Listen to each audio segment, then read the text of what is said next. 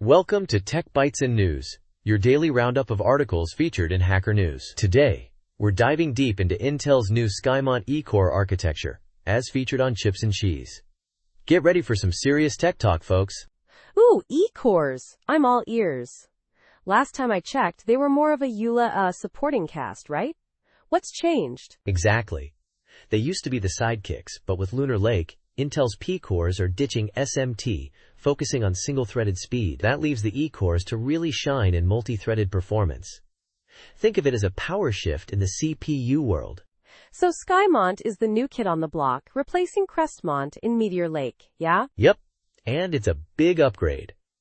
Meteor Lake had two types of E-cores, one for performance, one for background tasks. Skymont combines those roles into a single, more efficient unit. It's all about optimization, my friend. One core doing double duty? That sounds ambitious. How does it manage? Intel cleverly placed the quad-core Skymont cluster on a low-power island. This lets it handle background tasks without waking up the power-hungry P-cores. Plus, it's built on the same advanced TSMC-N3B node as the P-cores, giving it a significant speed boost. And the cache hierarchy is much improved. Impressive? But 4 cores? That seems a bit limiting, doesn't it? Compared to, say, AMD's offerings? You're right to question that. It's a trade-off. They're aiming for power efficiency here. 4 Skymont cores might not win a raw core count battle, but they're designed to be incredibly efficient. Think of it as a marathon, not a sprint. I see. So let's talk architecture. What are the key improvements over Crestmont? Oh boy, where do I begin? It's an 8-wide out-of-order core. It's not quite as fast as Intel's P-cores or AMD's Zen, but it's remarkably sophisticated for a density-optimized core. The branch prediction is vastly improved, with a much larger branch target buffer, 8K entries versus Crestmont's 6K. It's also got a deeper return stack, 128 entries. Wow, 8K entries? That's a serious upgrade. But what about the actual performance numbers? Did they provide any benchmarks? Oh, absolutely. They used Spec CPU 2017. Skymont shows a decent improvement in branch prediction accuracy overall, but some benchmarks, like Blender, showed significant improvements, while others were less impressive. It really depends on the workload. So it's not a blanket improvement across the board? That's interesting.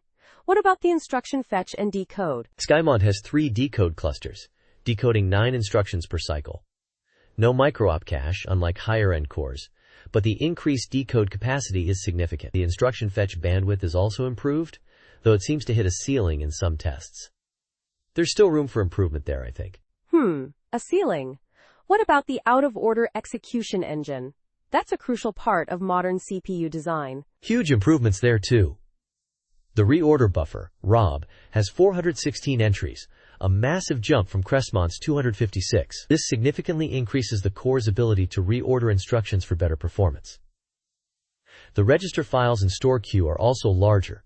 It's a much more robust backend. And what about floating point and vector performance? That's often a weak point for E-cores. Skymont gets a serious upgrade here. It now boasts a quad-pipe FPU, which is a big deal. Floating point execution latencies are down across the board, and there's no latency penalty for using 256-bit vectors. However, the scheduling capacity for 256-bit operations is still a bit limited. So overall, a mixed bag. Some impressive improvements, but some areas still lag behind higher-end cores? Precisely. The comparison against low-power Crestmont is impressive, showing huge performance gains. But the comparison against the standard Crestmont cores on Meteor Lake is less spectacular.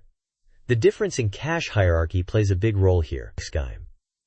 Skymont's performance is highly dependent on the workload and cache usage. So the cache is the bottleneck. That's a key takeaway. Absolutely. Skymont's performance is heavily influenced by cache performance. In workloads with small cache footprints, it excels. But in memory-intensive tasks, it can struggle. It's a reminder that even the most advanced core architecture needs a robust cache system to truly shine. So in a nutshell, Skymont is a significant step forward for Intel's E-cores. But it's not a complete revolution. It's more of an evolution, optimized for power efficiency and specific workloads. Exactly. It's a powerful, efficient core, but its performance is highly context-dependent. It's a solid upgrade, but not a game-changer in every scenario. And that's okay. Intel's goals with Lunar Lake were broader than just raw performance. Thanks for joining us on Tech Bytes and News. Have a great day. Bye-bye.